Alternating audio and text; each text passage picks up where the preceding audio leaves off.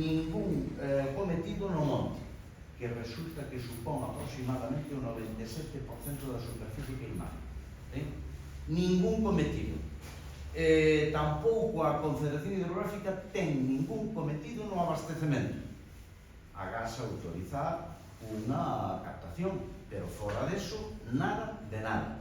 Nin tuberías, nin etapas, nin grifos. Absolutamente nada. E, por certo, tampouco en saneamento.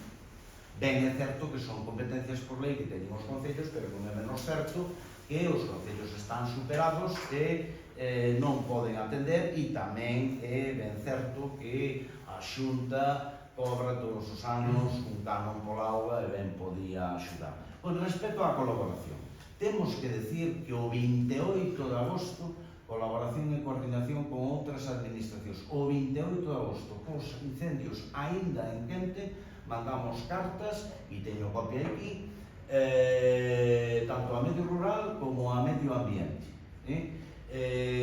A partir desa data tivemos reunións, varias reunións coa Consellería de Sanidade,